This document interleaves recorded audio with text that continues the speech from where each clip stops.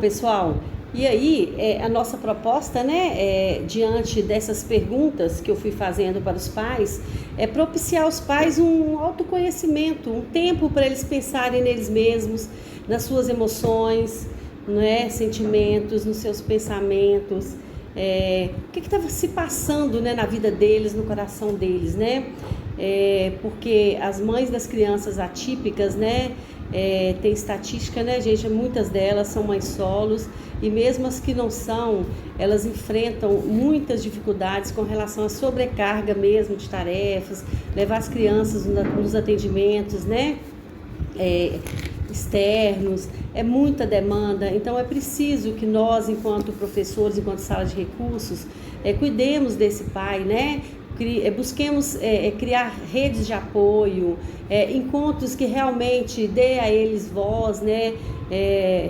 Que a gente saiba escutá-los muito, né? E ser esse apoio que eles precisam. Então, gente, diante dessa bonequinha que a gente mostrou, né? Que eu mostrei, aí as perguntas foram as seguintes: estou vendo. Aí a criança, né, o pai pensaria na sua criança e penso que suas necessidades são, porque muitas vezes a gente depara com pais que precisam de um tempo para pensar quais são as necessidades maiores mesmo, as mais importantes, né? Quais as demandas desse filho, né? Até para a gente também ter uma queixa da família, tipo assim, em que ponto que a gente vai atuar, porque muitas vezes são muitas demandas e é preciso que a gente priorize as demandas também da família, né? As necessidades maiores que a criança tem lá dentro do lar. Diante da realidade que vivo com meu filho, sinto que minha maior necessidade como mãe, a necessidade como mãe. Então foi colocado muito, gente, essa questão que elas precisam também de apoio, né? Que às vezes é muito sobrecarga.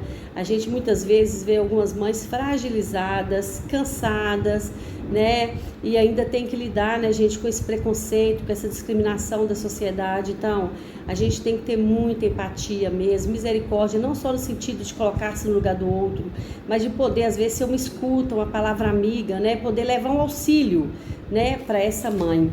E nos colocar forte, né, diante desse papel e não estar sofrendo ali com ela, né, tentar mudar esse olhar, trazer possibilidades, isso é muito importante. E para a gente poder ser esse auxílio, é preciso que a gente saiba essa necessidade mesmo, que a mãe sente que ela tem lá no fundo do coração.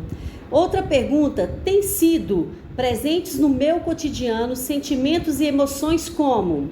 E aí, gente, a gente identificar esses sentimentos é muito importante para a gente dar luz a ele e ver o que desencadeou esse sentimento. Muitas vezes a gente vê mães machucadas com situações que elas vivenciaram, né, de preconceito com o filho, às vezes na própria família. Então é preciso que a gente trabalhe essas emoções para que essas mães, né, elas fiquem bem inteiras, para elas poderem estar bem para cuidar dos seus filhos. Outra pergunta: tenho procurado lidar com tudo isso? Ou seja, em que você busca desafogar suas mágoas? Você tem um ponto de apoio? Você tem alguém em quem confiar? Quando você está com dúvida, triste, a quem você recorre? E a gente vê, gente, né, diante de relatos, né, dessa larga experiência da gente com várias salas de recursos, que muitas vezes a mãe, gente, não conta com ninguém da família, ela sofre preconceito na própria família e muitas vezes elas recorrem a uma amiga, a nós da sala de recursos para ser esse ponto de apoio, né, e a Deus principalmente, né? Minhas maiores dificuldades e desafios têm sido, olha que interessante, vou até ler essa resposta de uma mãe: falta de empatia das pessoas, até de parentes, discriminações, falta de vagas nas terapias, falta de tempo para as minhas necessidades pessoais, como eu me cuidar.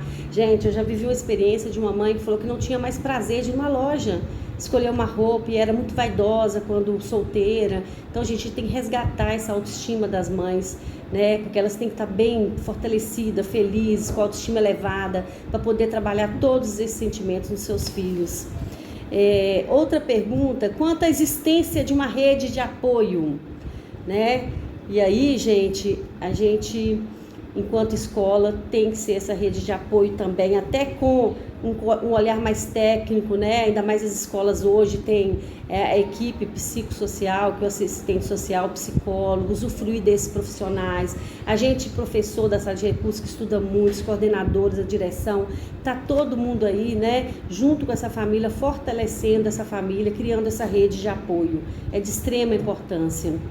Minhas aspirações, expectativas e desejos para os meus filhos, né? É importante que a gente saiba o que a família espera desse filho, porque muitas vezes, gente, a gente vê famílias desacreditadas, com baixas expectativas para os filhos, outras vezes com expectativas muito, muito altas, e não pensa nas básicas que vão talvez levar essas altas expectativas, né? Então é importante a gente fortalecer aí essa resiliência, essa capacidade, essa resistência, essa força de vontade, essa motivação, essa coragem de trazer os filhos nas terapias, nos atendimentos na sala de recursos, né? Para que essas expectativas um dia se tornem reais, né?